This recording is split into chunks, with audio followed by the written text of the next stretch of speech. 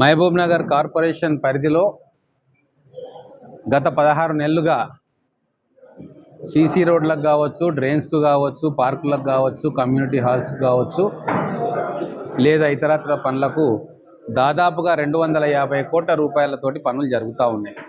కొన్ని పూర్తయినాయి, కొన్ని జరుగుతూ ఉన్నాయి, ఇంకొన్ని జరగబోతూ ఉన్నాయి. 75 సంవత్సరాలలో ఎప్పుడూ జరగని అభివృద్ధి ఈరోజు మహబూబ్ నగర్ కార్పొరేషన్లో జరుగుతూ ఉంది.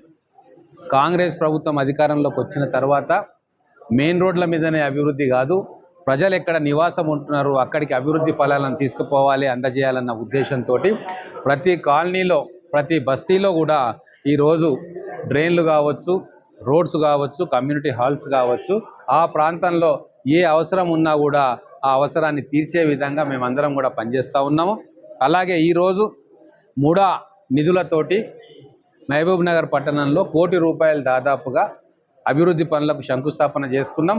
ఈ 1 కోటి రూపాయల్లో పార్కులు ఉన్నాయి, అలాగే ఇక్కడ గొర్రెకాపర్ల సంఘం, జిల్లా సంఘం భవనం కూడా ఉంది, అలాగే సీసీ రోడ్స్ కూడా ఉన్నాయి.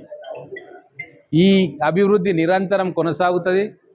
మన మున్సిపాలిటీ నుంచి కార్పొరేషన్గా చేసుకుంటున్నందుకు దాని ఫలాలు మనం అనుభవిస్తూ ఉన్నాం. గౌరవ ముఖ్యమంత్రి రేవంత్ రెడ్డి గారు కూడా మహబూబ్ నగర్ కార్పొరేషన్కు అత్యధిక నిధులు ఇవ్వడానికి సిద్ధంగా ఉన్నాడు. నేను ఒకటే కార్పొరేషన్లో నివాసం ఉంటున్న ప్రజలకు ఒకటే చెప్తా ఉన్నా, మన ముఖ్యమంత్రి గారు పాలమూరు బిడ్డ కాబట్టే మన మీద ప్రేమ చూపిస్తూ ఉన్నాడు.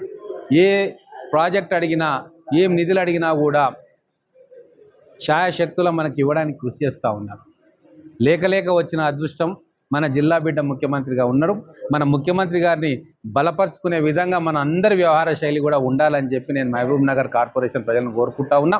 రాబోయే రోజుల్లో ఎటువంటి రాజకీయ పరీక్ష మనం ముందుకు వచ్చినా కూడా అక్కడ మన ముఖ్యమంత్రి గారికి బలం చేకూర్చే విధంగా పనిచేయాలి తప్ప వారిని వీక్ చేసే విధంగా మన ఆలోచన ఉండకూడదు, మన కార్యాచరణ ఉండకూడదు అని చెప్పి మహబూబ్ నగర్ కార్పొరేషన్, మహబూబ్ నగర్ జిల్లా ప్రజలందరికీ కూడా నేను మనస్ఫూర్తిగా వారికి విన్నవించుకుంటా ఉన్నాను.